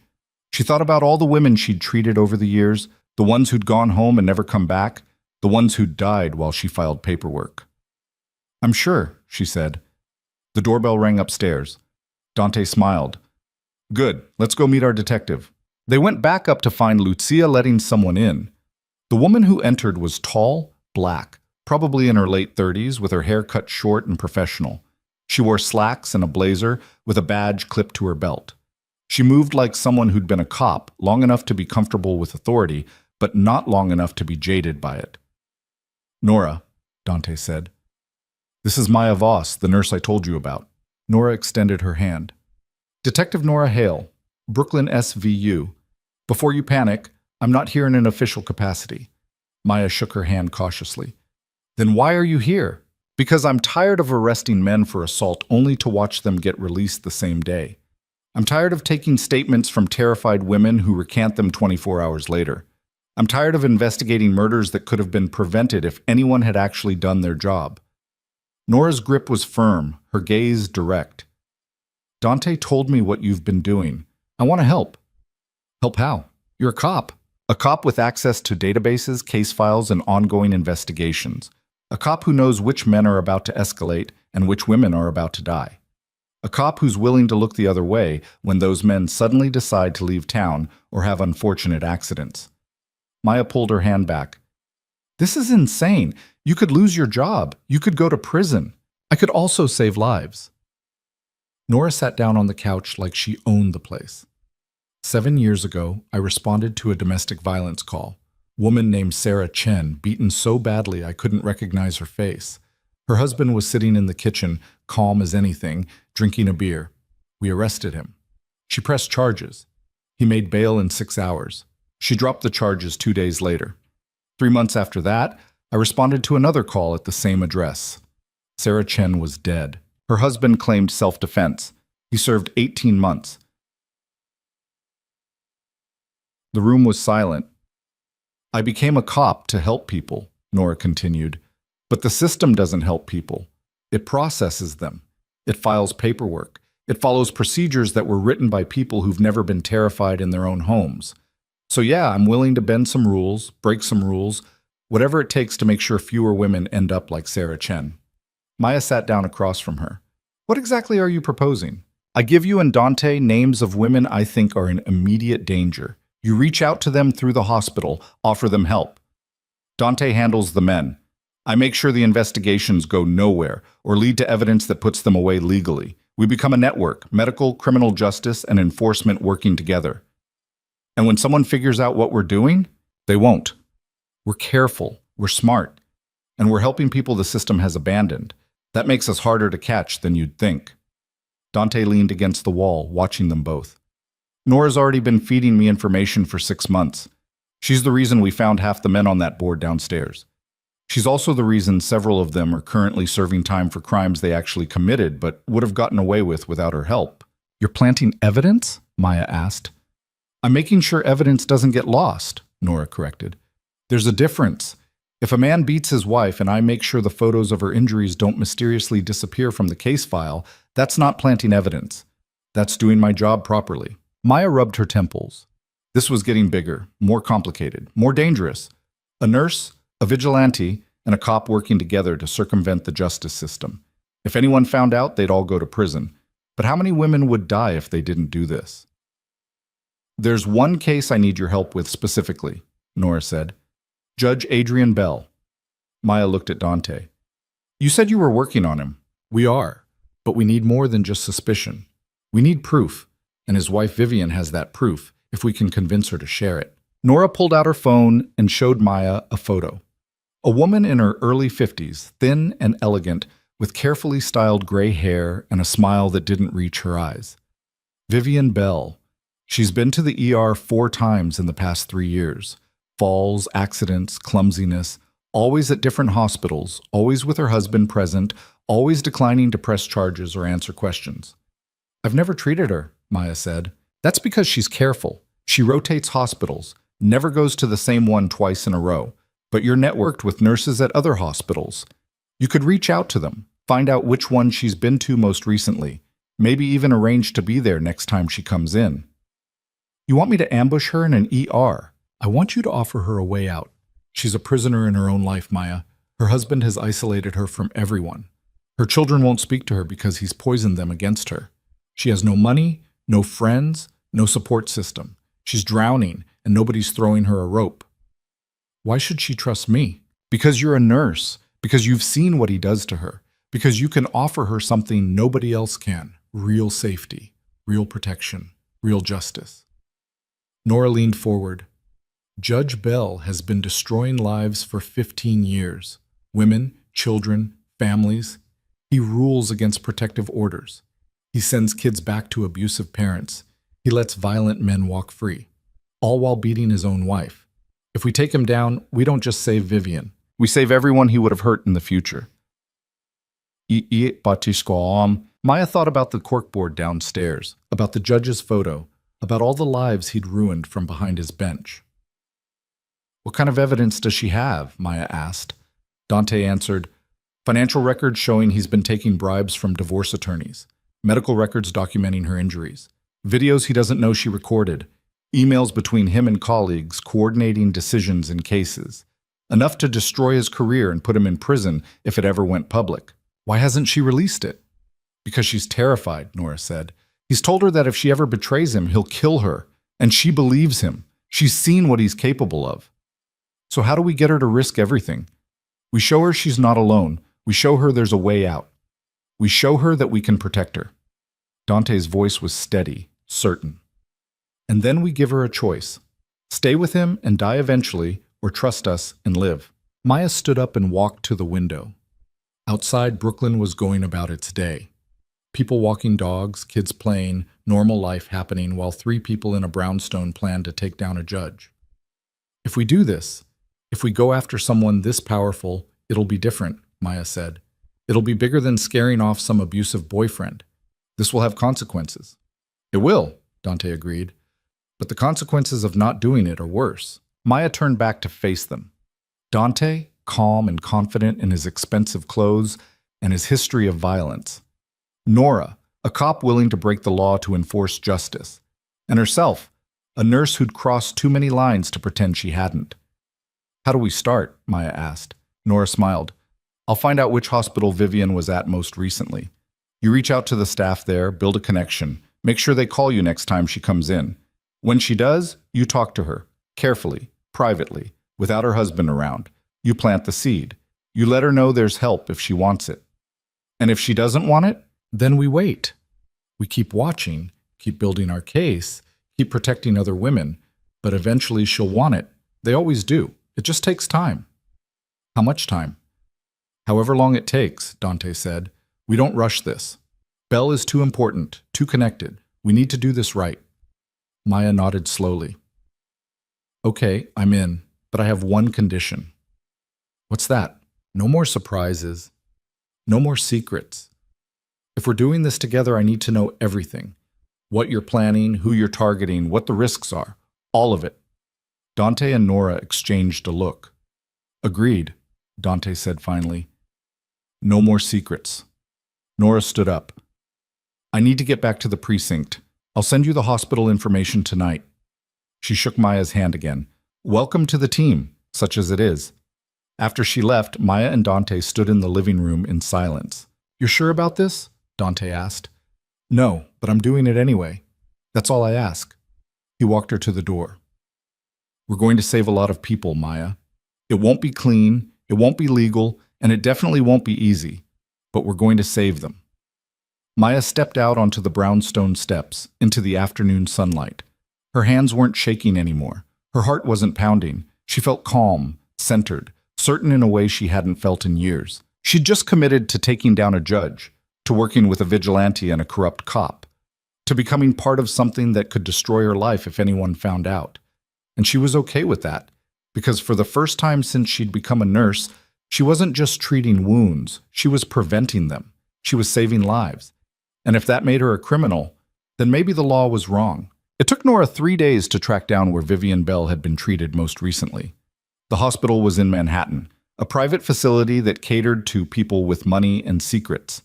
Maya called the charge nurse there and invented a story about doing research on domestic violence protocols, asked if she could shadow their ER staff for a few shifts to see how different hospitals handled sensitive cases. The charge nurse, a woman named Caroline, sounded tired when she said yes. We don't get many volunteers wanting to learn about this stuff. Most people would rather pretend it doesn't happen in neighborhoods like ours. Maya spent 2 shifts at Manhattan Presbyterian watching wealthy women come in with injuries that didn't match their stories. A socialite with a black eye from walking into a cabinet. A lawyer's wife with a broken finger from slamming it in a car door. A professor with bruised ribs from falling off her bike. All of them had the same hollow look in their eyes, the same practiced lies, the same fear underneath the expensive clothes and perfect makeup. On her 3rd shift, Vivian Bell walked through the doors. She was smaller in person than in her photos, almost fragile looking, wearing a cream-colored sweater and slacks that probably cost more than Maya's rent. Her left wrist was wrapped in a scarf that didn't quite hide the swelling. Caroline saw her and sighed. Mrs. Bell, back again? I'm so sorry to bother you, Vivian said in a voice like cut glass, refined and careful. I was arranging flowers and the vase slipped. I think I might have sprained my wrist. Of course, let me get you checked in. Maya watched from the nurse's station as Caroline took Vivian back to an exam room. The judge wasn't with her this time. That was unusual, according to Nora's notes. He usually accompanied his wife to every medical visit, controlled every conversation, answered questions before she could. Maya waited 15 minutes, then walked to the exam room and knocked. Come in, Vivian called. Maya pushed through the curtain. Vivian was sitting on the bed, her scarf removed now, revealing a wrist that was definitely not injured by a falling vase. The bruising was in the shape of fingers, someone grabbing and twisting hard enough to damage tissue. Hi, I'm Maya. I'm shadowing here today learning about ER protocols. Is it okay if I sit in while Caroline examines you? Vivian's smile was automatic, practiced. Of course. Caroline came in a moment later with the X-ray requisition. Maya's going to stay with you while I get these processed, if that's all right. Perfectly fine. Caroline left, and suddenly Maya was alone with the woman they'd been hunting for weeks. Vivian sat very still on the exam bed, her hands folded in her lap except for the injured wrist resting on a pillow. Up close, Maya could see the careful makeup that almost hid the fading bruise on her cheekbone. The way her posture suggested someone who'd learned to take up as little space as possible. A vase didn't do that, Maya said quietly. Vivian's expression didn't change. I'm quite clumsy. No, you're not. You're careful. Probably the most careful person in any room you're in. You have to be. Something flickered behind Vivian's eyes. Fear, maybe? Or recognition. I don't know what you mean. Maya pulled over a stool and sat down, keeping her voice low. My name is Maya Voss. I'm a nurse at Brooklyn Methodist. I work with women who've been hurt by the people who are supposed to love them. I know what those injuries look like, and I know that you didn't get that from any vase. You should leave. Vivian's voice was still polite, still controlled, but there was an edge to it now. I know about your husband. I know what he does to you, and I know you have evidence that could put him away. Vivian stood up abruptly, cradling her wrist. I'm going to call for security. Please don't. Just listen for 1 minute. I don't need to listen to conspiracy theories from some stranger who, your husband is Judge Adrian Bell. You've been married for 26 years. You have 2 children who don't speak to you anymore because he's convinced them you're unstable. You've been to the emergency room 9 times in the past 5 years at 6 different hospitals. You rotate them so nobody sees the pattern. But I see it. And I can help you. Vivian's face had gone pale. She sat back down slowly, like her legs wouldn't hold her anymore. Who sent you? People who want to help. People who understand that the system failed you. People with resources to protect you if you decide to leave. I can't leave. You don't understand. I understand more than you think. I understand that you're terrified. I understand that he's isolated you from everyone who might help you. I understand that you think there's no way out. Maya leaned forward. But there is. We can protect you. We can make sure he never touches you again. We can give you your life back. Vivian's hands were shaking now. He'll kill me. If I try to leave, if I say anything, he'll kill me. He's told me exactly how he'll do it. He has friends, connections, people who owe him favors. I wouldn't make it a week. Not if you're somewhere he can't find you. Not if you have people protecting you who are just as connected as he is. Nobody is as connected as Adrian. You'd be surprised. Maya pulled out her phone and showed Vivian a photo of the brownstone in Crown Heights. This is a safe house. There are 6 others like it across the city. Women stay there while they rebuild their lives. Security, therapy, legal help, job training, everything you need to start over. Vivian stared at the photo. I don't have any money. He controls everything, every account, every credit card, every asset. I couldn't even buy a bus ticket without him knowing. We don't need your money. We just need you. Why? Why would strangers risk everything to help me? Because your husband isn't just hurting you. He's hurting hundreds of people from that bench. He denies protective orders to women who need them. He sends children back to homes where they're being abused. He lets violent men walk free. He's corrupted the entire family court system in Brooklyn. If we take him down, we save everyone he would have hurt in the future. Vivian's laugh was bitter. You can't take him down. People have tried. Nothing sticks. He's untouchable. Not if we have evidence. Real evidence. The kind he doesn't know exists. Vivian's eyes went wide. She understood what Maya was asking. I can't. Even if I wanted to, I can't. He has security systems everywhere, cameras, alarms. I can't access his office without him knowing. I can't take anything without him noticing. It's impossible. Is it in the house? The evidence? I didn't say there was evidence. You didn't have to. You're still alive, which means he thinks you're harmless. But you're not harmless. You're documenting everything, keeping records, building a case for the day you're brave enough to use it. You've been doing it for years. Vivian's composure finally cracked. Tears spilled down her cheeks, ruining her careful makeup. You don't know what you're asking. You don't know what he is. Then tell me. Vivian wiped her eyes with her good hand, smearing mascara. He's a monster. Not the kind that loses control or acts out of rage. The calculated kind. The kind who plans everything, who knows exactly how much damage to do without leaving marks that last. The kind who destroys you so slowly you don't even realize it's happening until you're nothing. How long has he been doing this to you? Since our wedding night. 26 years of walking on eggshells, of measuring every word, of trying to be perfect enough that maybe he'd stop. But he never stopped. He just got better at hiding it. Maya's chest ached. 26 years. More than half of Vivian's life spent in fear. Where's the evidence? In his home office. He has a safe behind a painting, financial records, videos, emails. Everything you'd need to destroy him professionally and put him in prison personally. He doesn't know I have the combination. He changed it 6 months ago, and I watched him enter it through a reflection in the window. Can you get it? Not without him knowing. He tracks my movements in the house. Motion sensors, cameras. If I go into his office when he's not there, he gets an alert on his phone. What if he was distracted? What if something required his immediate attention somewhere else? Vivian shook her head. He doesn't get distracted. He's too controlled for that. Everyone gets distracted if the crisis is big enough. Maya put her phone away. I'm going to give you a number. When you're ready, when you can't take it anymore, call it. We'll create a situation that requires the judge's immediate presence somewhere across town. While he's gone, You get the evidence, and we extract you. By the time he realizes what's happened, you'll be somewhere safe, and the evidence will be in the hands of people who can actually use it. Federal authorities won't touch him. He has friends in the FBI, the Attorney General's office. We're not talking about his friends. We're talking about his enemies. Every powerful man has them. People he's crossed, people who'd love to see him fall. We just need to give them the ammunition. Caroline pushed through the curtain with the X-ray films. Good news, Mrs. Bell. No fracture, just a bad sprain. We'll wrap it, and you'll be good to go. Maya stood up. I'll leave you to it. Mrs. Bell, it was nice meeting you. Vivian met her eyes. There was something different there now. Not hope exactly, but maybe the possibility of hope. You too. Maya left the exam room and went back to the nurse's station. Her hands were steady, but her heart was racing. She'd done it. She'd made contact, planted the seed. Now they just had to wait and see if Vivian was desperate enough to water it. She finished her shift and took the subway back to Brooklyn.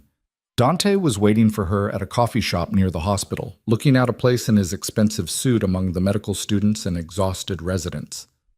How'd it go? He asked when she sat down. She's interested, terrified, but interested. The evidence is in a safe in his home office. She can't access it without triggering security alerts. So we create a distraction. That's what I told her, but it has to be big enough to get him across town immediately. Something he can't ignore or delegate. Dante sipped his espresso. What if one of his colleagues was arrested? Someone he's close to, someone whose downfall would threaten him directly. You have someone in mind? Judge Richard Moss.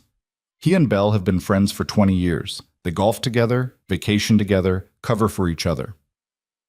Moss is also taking bribes, but he's sloppy about it. Noir's been building a case against him for months.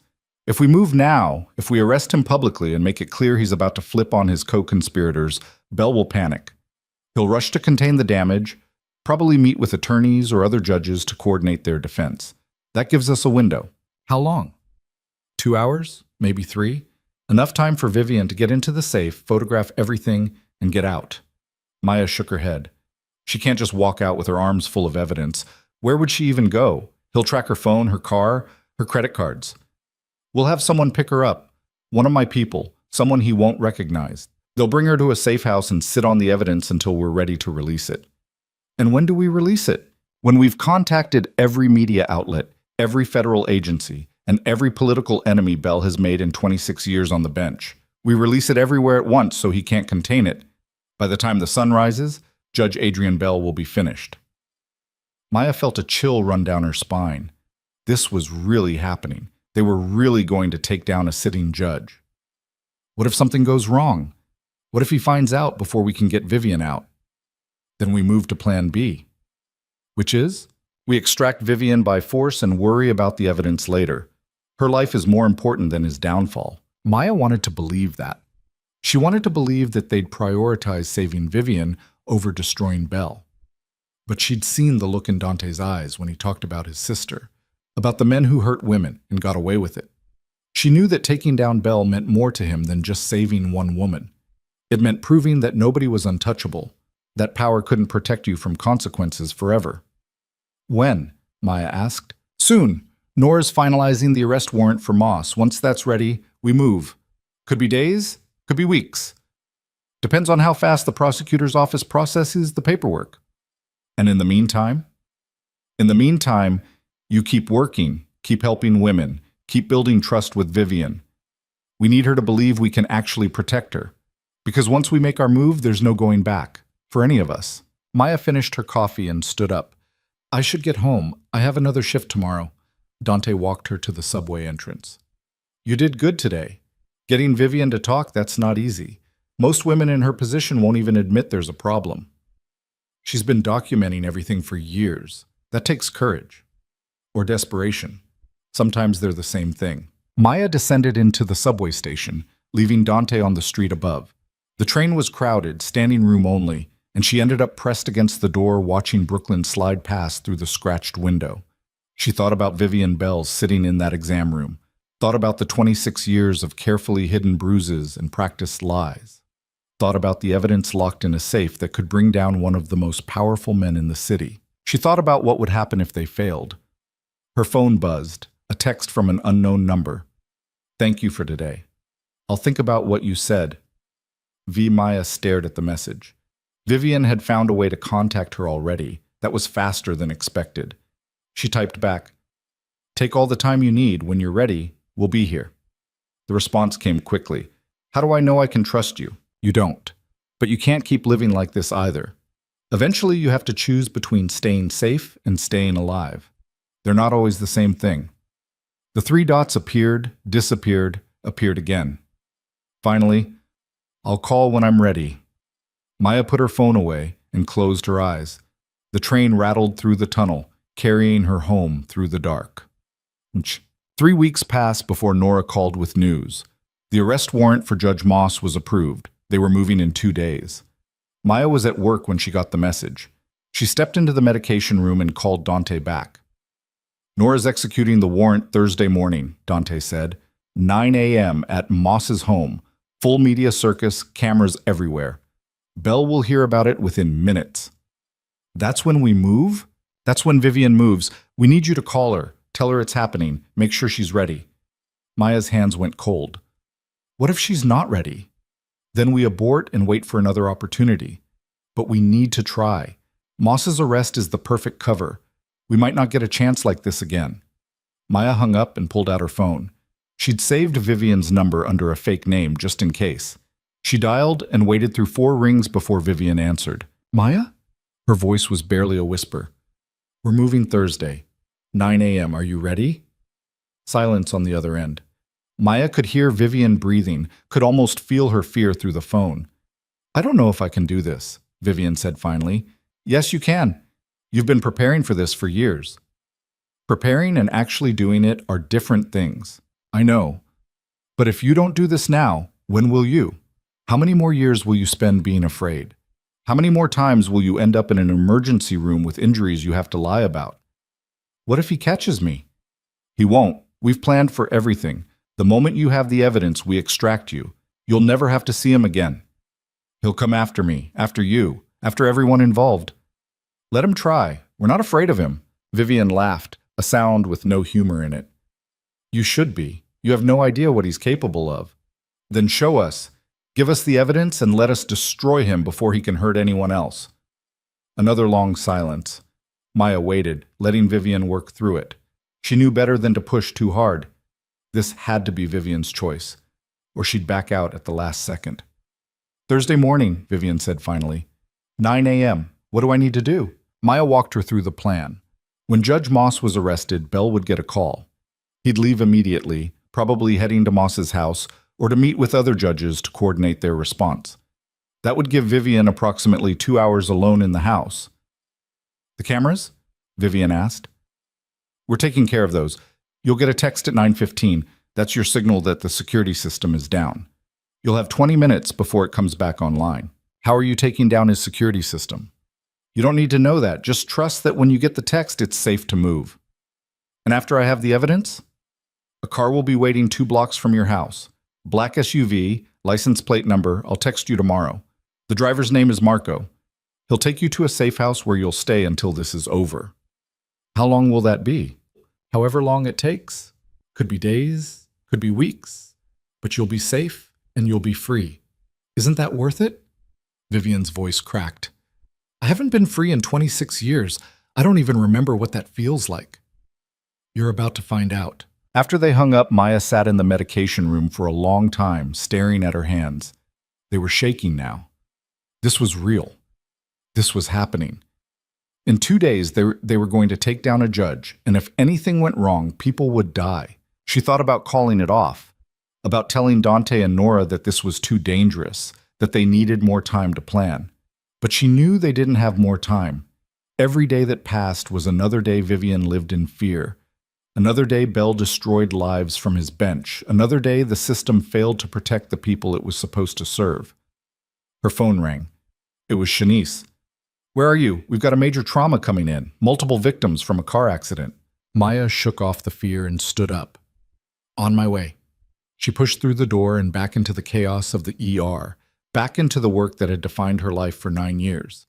But even as she moved through the familiar rhythms of triage and treatment, part of her mind was already on Thursday morning, already counting down the hours until everything changed.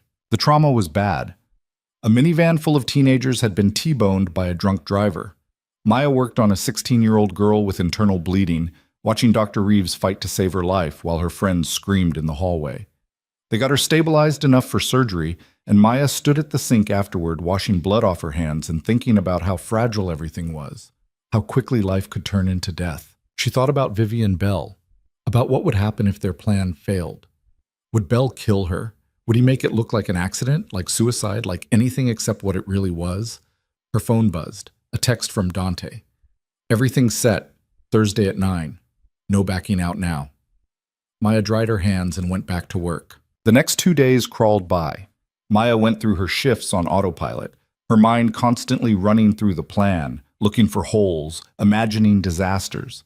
She barely slept. When she did, she dreamed about Vivian trapped in that house, about Belle discovering what they were planning, about everything falling apart. Wednesday night, she lay in bed staring at the ceiling, watching the hours tick away. At 3 a.m., she gave up on sleep and made coffee. At 4, she showered. At 5, she sat on her couch and watched the sky lighten outside her window. Her phone rang at 6. It was Nora. You awake? Yeah, good. I'm heading to Moss's place now. The arrest goes down at 9 sharp. Dante's people are ready to take down Belle's security system. Marco will be in position by 8:45. All you need to do is make sure Vivian's ready. I called her last night. She's ready. Ready and not panicking are different things. Call her again. Make sure she understands the timing. This has to be precise. Maya hung up and dialed Vivian's number. It went to voicemail. She tried again. Still voicemail. A cold fist closed around her heart. She called Dante. Vivian's not answering. Maybe she's in the shower. Try again in 10 minutes. Maya tried every 5 minutes for the next hour. Every call went to voicemail. At 8:30, she called Dante back. Something's wrong. Don't panic. She might have turned off her phone to avoid Belle seeing calls from you. Or he found out, or she backed out, or... Maya, breathe. We don't abort until we know for sure. Nora's moving on Moss in 30 minutes. That's our window. If Vivian doesn't move, we'll know soon enough. Maya paced her apartment, phone clutched in her hand, willing it to ring. At 8:55, it finally did. Maya, Vivian's voice was steady, resolved. I'm ready. Tell me when. Relief flooded through her. Any minute now. Watch the news. When you see Moss getting arrested, wait 5 minutes and then check your phone for the signal. I'm scared. I know, but you can do this. What if I can't? What if I freeze? You won't. You've been brave for 26 years. You can be brave for 2 more hours. At exactly 9 a.m., Maya's phone lit up with a news alert. Judge Richard Moss arrested on corruption charges. She immediately texted Vivian, now, move now. The response came 15 seconds later. Okay. Maya sat down on her couch, phone in hand, and waited. Every minute felt like an hour. She imagined Vivian walking through that house, hearing every creak of the floorboards, jumping at every sound. She imagined her standing in front of the safe, hands shaking as she entered the combination.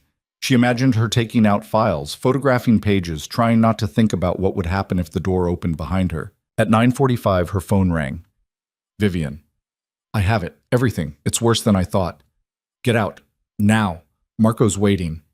There are videos, Maya. Not just of him hitting me. Of him with other women, young women, girls. There are photos, documents, things I didn't even know existed. This isn't just corruption. It's, Vivian, you need to leave. Right now. I'm going. The line went dead. Maya sat frozen, staring at her phone. Young women, girls. Her stomach turned over. This was bigger than they'd thought. Worse than they'd imagined. Her phone rang again. Dante. Vivian's out. Marco has her. They're heading to the safe house now. Maya exhaled for what felt like the first time in hours. She said there's more. Videos, photos, things involving girls. Silence on the other end. Then, we need to see it. All of it. Tonight. What about Belle? When will he know she's gone? Soon. Maybe already. But it doesn't matter anymore. We have the evidence. Now we just need to use it. Maya's hands were shaking again. They'd done it. They'd actually done it. Vivian was safe. The evidence was secured, and Judge Adrian Bell's world was about to come crashing down. But as she sat there in her apartment, phone in hand, All she could think about was Vivian's voice saying girls and wondering what kind of monster they'd really been fighting this whole time. Maya arrived at the Crown Heights brownstone just after noon. Dante was waiting in the basement office, surrounded by open laptops and stacks of documents that Vivian had pulled from the safe. His expression was dark in a way Maya had never seen before. Not angry exactly, more like someone who just watched something fundamentally break. "Where is she?"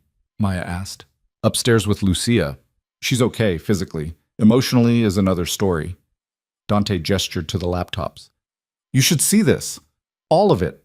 Before we decide what to do next." Maya sat down and Dante clicked through files. Bank records showing wire transfers to offshore accounts. Hundreds of thousands of dollars from attorneys and defendants in cases Bell had presided over. Emails coordinating decisions with other judges, ensuring certain outcomes in exchange for favors or money. Text messages between Bell and lawyers discussing which protective orders to deny, which custody cases to rule in favor of abusive fathers. Then came the videos. The first one showed Bell in his home office, hitting Vivian across the face while she cowered against the wall. The second showed him choking her until she passed out. The third showed him methodically breaking her fingers one by one while explaining in a calm voice why she deserved it. Maya felt bile rise in her throat, but she kept watching because Vivian had lived through it, and the least Maya could do was bear witness. Then Dante opened a different folder. "This is the part that changes everything," he said quietly. The videos in this folder weren't of Vivian. They were of younger women, girls really, some of them looking barely 18. Bell with clerks from his office, with interns, with defendants who'd appeared before him.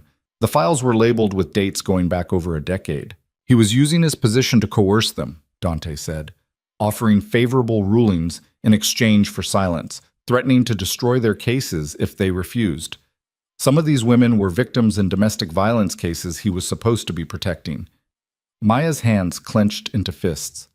"We need to turn this over to the FBI." "Already done." Nora's contact in the federal prosecutor's office received everything an hour ago. Anonymous tip, untraceable. They'll have warrants by end of day. What about the media? That's trickier. If we release this publicly before the arrest, Bell might run. We need him in custody first. And if he figures out Vivian took the evidence, if he goes after her, he won't get the chance. I have people watching his house, his office, everywhere he might go. The second he moves toward her, we intervene. Maya rubbed her temples. This is going to be huge. National news. Every case he's ever ruled on will be questioned. Every decision he's made will be reviewed. Good. That's what should happen when someone abuses power like this. What about the women in those videos? When this goes public, they'll be dragged into it. Their trauma will become entertainment for people who don't care about anything, except the scandal. Dante's jaw tightened. Nora's reaching out to them first, giving them the option to come forward on their own terms or remain anonymous. We're not going to victimize them twice. Maya stood up and paced the small office. "I need to talk to Vivian." She found her upstairs in one of the bedrooms, sitting on the bed with her knees pulled to her chest. She looked smaller than ever, fragile in a way that had nothing to do with her size. Elena was sitting next to her, one arm around her shoulders. "Mrs. Bell," Maya said from the doorway. "Can we talk?" Vivian looked up, her eyes red from crying. "You saw it, the videos." "Yes." "All of them?" "Yes." Vivian's face crumpled. "I'm so ashamed that I stayed, that I let him do those things, that I knew what he was and I still protected him for so long." Maya sat down on the other side of the bed. "You survived. That's not something to be ashamed of. I could have stopped him years ago. Those other women, those girls, I could have prevented what he did to them if I'd just been brave enough." "No." Maya's voice was firm.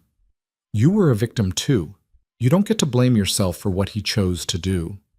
But I knew. I saw the signs. I heard the phone calls, saw the messages. I knew he was hurting other people and I was too scared to do anything about it." Elena squeezed her shoulder. "We all make choices based on what we can survive. You survived. That took courage too." Vivian wiped her eyes. "What happens now?" "Now the federal prosecutor builds a case," Maya said.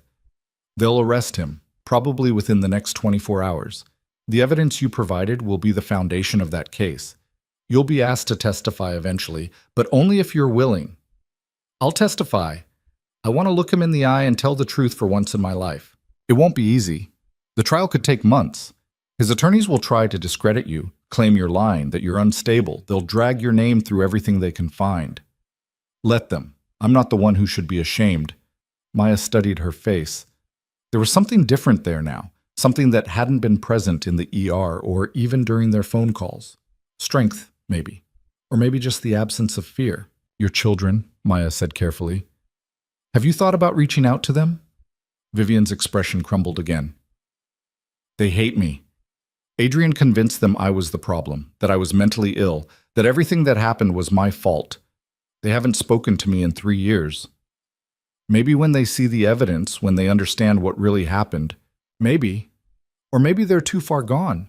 Maybe he poisoned them against me so thoroughly that even the truth won't matter. Vivian took a shaky breath. But I have to try. They deserve to know who their father really is. Downstairs, the front door opened and closed. Voices in the hallway, tense and urgent. Maya recognized Nora's voice, then Dante's. Something's happening, Maya said, standing up. Stay here. She went downstairs to find Nora in the living room, still wearing her detective's badge and gun.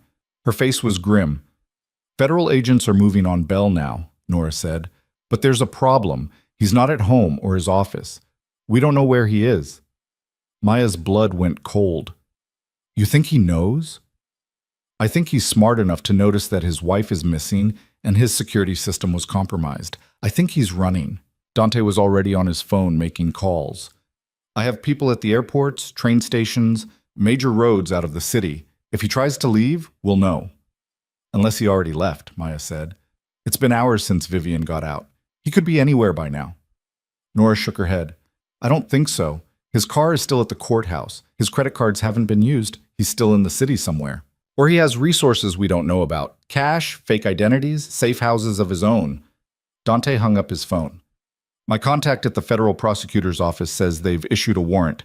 Bell is officially wanted for questioning in connection with corruption charges. If he runs now, he's only making it worse for himself. Men like him don't think that way, Nora said. They think they're untouchable, right up until the moment they're not. And when they realize they've lost, they either surrender or they lash out. Maya felt her stomach drop. Vivian, you think he'll come after her? I think it's a possibility we need to prepare for. Dante was already moving toward the stairs. I'm putting more security on this house. No one gets in or out without clearance. We should move her, Maya said. If he knows about this location, he doesn't. This house isn't connected to me in any public way.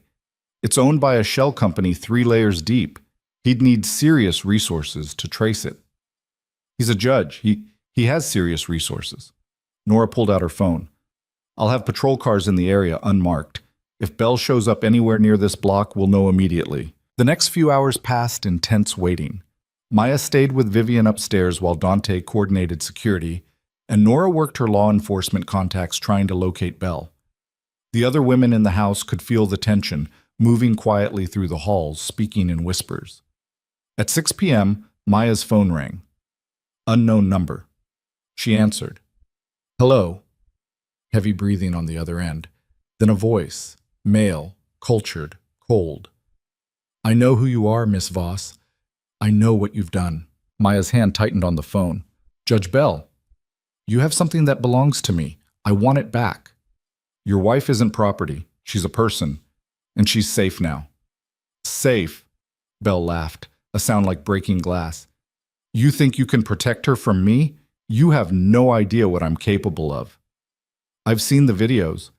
I know exactly what you're capable of. Those videos are stolen property, obtained illegally. They'll never be admissible in court. Maybe not. But they're already in the hands of federal prosecutors and about a dozen media outlets. By tomorrow morning, the whole world will know what you are. Silence on the other end. When Bell spoke again, his voice was different, softer, more dangerous. Give me my wife. Give me the evidence. I'll make this worth your while. I have money, connections. I can make your problems disappear. I don't have problems. You do. Everyone has problems, Miss Voss. Everyone has secrets. I wonder what yours are. Maya felt a chill run down her spine but kept her voice steady. Is that a threat? It's a fact. You're a nurse who's been passing information to a known criminal. You've been complicit in assaults, possibly murders. How long do you think your license will survive once that comes out? How long before you're the one behind bars? If you're trying to scare me, it's not working. I'm not trying to scare you. I'm trying to help you understand the situation. You're in over your head. This man you're working with, this Dante Vale, he's using you. When this falls apart, you'll take the blame and he'll walk away clean. You're wasting your time. Am I? Then tell me this. How many of those women you've saved actually wanted saving? How many of them would have left on their own if given the chance? You're not a hero, Miss Voss. You're just someone who needs to feel important. Maya hung up. Her hands were shaking again. She went downstairs and found Dante in the kitchen. Bell just called me. He knows who I am. He's threatening to expose our operation. Dante didn't look surprised. Let him try. By tomorrow he'll be in federal custody. His threats are empty. What if they're not?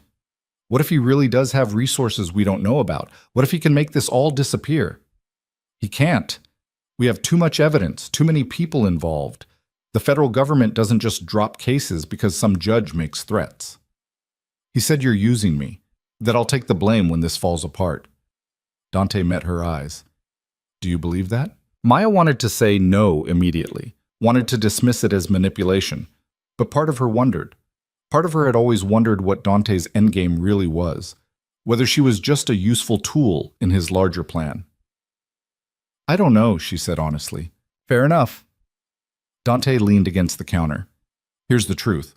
I am using you. I'm using Nora. I'm using Lucia and everyone else who's part of this. We're all using each other because that's how this works.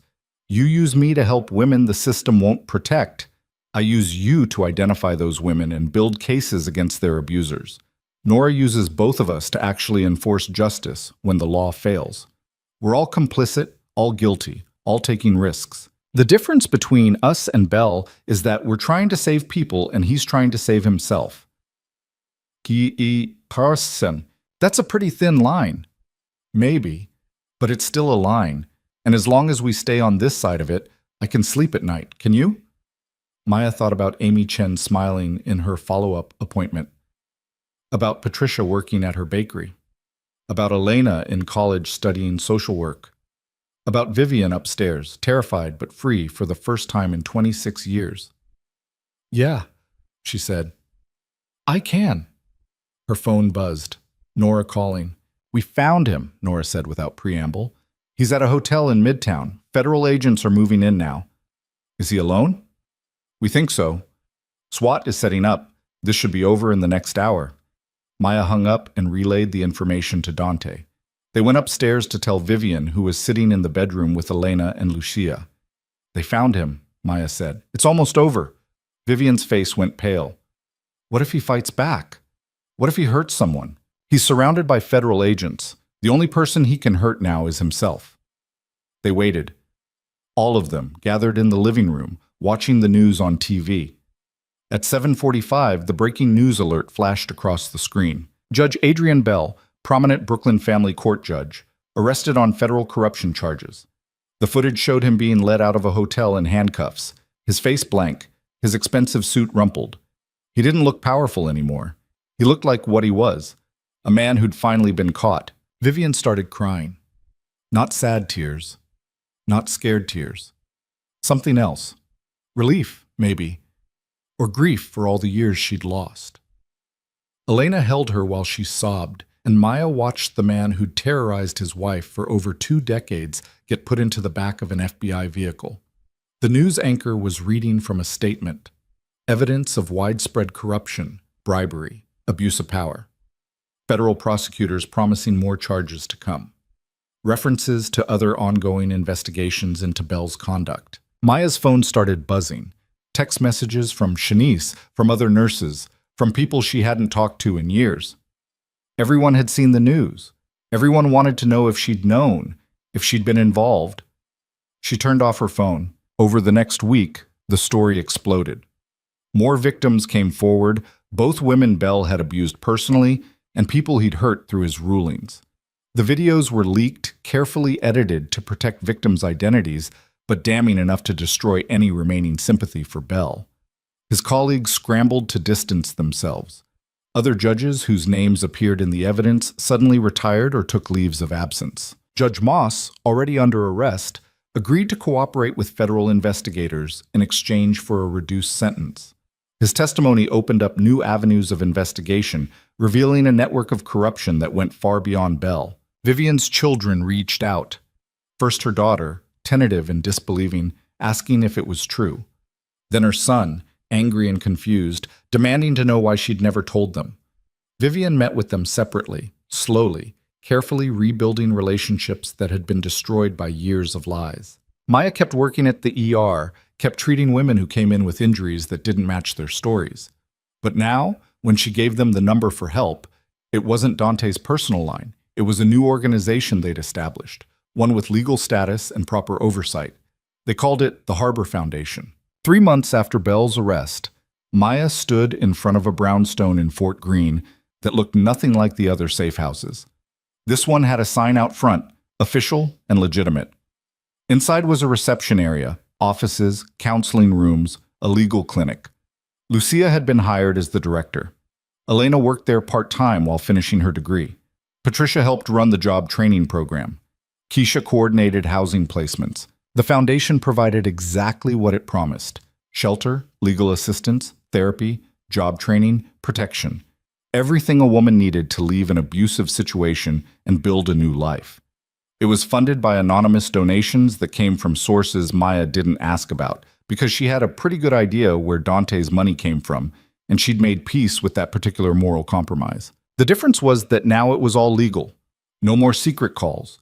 No more vigilante justice. When a woman came to the Harbor Foundation asking for help, they provided it through proper channels. They filed protective orders that judges actually enforced. They connected victims with prosecutors who actually cared. They offered shelter in facilities that had permits and inspections and oversight. And if occasionally an abuser decided to leave town or suffered an unfortunate accident that had nothing to do with the Harbor Foundation, well, Maya didn't ask questions about that either. Bell's trial was set for the following spring. Vivian was scheduled to testify, along with dozens of other witnesses. His attorneys had tried every legal maneuver to get the evidence suppressed, to delay the trial, to discredit the victims. Nothing worked. The case was too solid, too public, too damning. On the 6-month anniversary of Bell's arrest, Maya met Dante for coffee at the same place they'd met that first time. He looked tired but satisfied, the way someone looks when they've finished something difficult but necessary. "Noir's getting promoted," he said. "Lieutenant, running a new task force focused on domestic violence cases. She deserves it." "She does. She's also using her new position to push for policy changes. Better training for officers, stricter enforcement of protective orders, faster processing of domestic violence cases. Real systemic change." Maya sipped her coffee. "What about you? What's next?" Dante smiled. "The import-export business is doing well. I'm thinking about expanding into other cities. Other cities with other safe houses? Maybe. There's a lot of need out there. Be careful. The more you expand, the harder it is to keep things quiet." "I'm always careful. That's why I'm still free." They sat in silence for a moment, watching people pass by on the street. Normal people living normal lives, unaware of the networks operating beneath the surface of their city. "Do you ever regret it?" Maya asked, "getting involved in all this?" "Every day. And never." Dante finished his coffee. "I regret the violence. I regret that the system is so broken that people like us have to exist. But I don't regret helping those women. I don't regret giving them their lives back. Even if it means compromising everything you believe in. I believe in protecting people who can't protect themselves. Everything else is just details." Maya thought about that for a long time after Dante left. She thought about the line between justice and revenge, between helping and controlling, between saving people and deciding they needed saving. She thought about all the choices she'd made over the past year, all the lines she'd crossed, all the things she'd done that she could never undo. She thought about Elena and Patricia and Keisha and Vivian and Amy and all the others living their lives free from fear for the first time in years. And she realized that Dante was right. Everything else was just details. 1 year after Judge Bell's arrest, Maya sat in a courtroom watching Vivian testify. She spoke clearly, calmly, detailing 26 years of abuse with the kind of precision that came from having lived it. Belle's attorneys tried to shake her, tried to make her seem unreliable or vindictive. She didn't break. The jury deliberated for 3 hours. Guilty on all counts. Belle was sentenced to 35 years in federal prison. He'd be 90 years old before he'd even be eligible for parole. After the sentencing, Maya met Vivian outside the courthouse. She looked different now, healthier, stronger. She'd started dyeing her hair, something Belle had never allowed. She wore colors instead of the muted tones he'd insisted on. She smiled like someone who'd forgotten how and was relearning. "Thank you," Vivian said, hugging her, "for everything. For believing me, for helping me, for giving me my life back." "You did that yourself. I just pointed you in the right direction. You did more than that. You risked everything to help a stranger. That's not nothing." Maya walked back to Brooklyn alone, taking the subway through the city she'd lived in her entire adult life. She thought about the ER waiting for her tomorrow, about the women who would come through those doors with injuries they'd lie about. She thought about the cards she kept in her pocket now, the ones with the Harbor Foundation's number on them. She thought about this fact that this would never really be over, that there would always be more women, more abusers, more cases the system failed to handle. But maybe that was okay. Maybe you couldn't fix everything. Maybe all you could do was help the people in front of you and trust that it made some small difference in the larger pattern. Her phone buzzed. A text from Elena. "Just got accepted to Columbia's social work program, starting in the fall. Thank you for everything." Maya smiled and typed back, "You earned it. Proud of you." Another text, this one from Shanice. "Busy night tonight. We could use an extra pair of hands if you're around." Maya checked the time. Her shift didn't start for 2 hours, but when had that ever stopped her? "On my way," she replied. She emerged from the subway into the Brooklyn evening, the hospital visible in the distance, lights burning in windows where people were fighting to save lives the same way they did every night. Maya had spent 9 years in that building, watching people suffer, watching the system fail them, feeling helpless to do anything but patch them up and send them back out. She didn't feel helpless anymore. She walked toward the hospital, toward the work that would never end, toward the next woman who would need help, and maybe, finally, actually receive it. The street was crowded with people heading home from work, heading out for the evening, living their lives in a city that was broken and beautiful and brutal and kind all at once. Maya had learned something over the past year, something nobody had taught her in nursing school or in all her years of training. She'd learned that sometimes the rules were wrong, sometimes the system failed. Sometimes the only way to help people was to step outside the boundaries of what was legal or sanctioned or safe. She'd learned that justice and the law weren't always the same thing. She'd learned that being good didn't mean being perfect, and that sometimes doing the right thing meant doing something wrong. Most importantly, she'd learned that she could live with that, because at the end of the day, the women were safe. The abusers were stopped. The system was slowly, painfully changing. And if that made her a criminal in the eyes of the law, well, she'd learned to live with worse. She pushed through the doors of Brooklyn Methodist, back into the harsh fluorescent light and the constant beeping of monitors and the smell of disinfectant that would never fully leave her clothes. She found Shanice at the nurse's station, looking harried and grateful. "Thank heaven," Shanice said. "We've got a multi-car pileup coming in. ETA 5 minutes. You're on trauma 3. Maya pulled on her scrubs and gloves, falling back into the familiar rhythm of emergency medicine. But in her pocket, she could feel the cards with the Harbor Foundation's number. She could feel the weight of everything she'd done and everything she'd become. And when the ambulance doors opened and the patients started flooding in, when the chaos and the blood and the desperate fight to save lives began again, Maya moved through it all with the certainty that she was exactly where she was supposed to be, doing exactly what she was supposed to do, saving people, one way or another.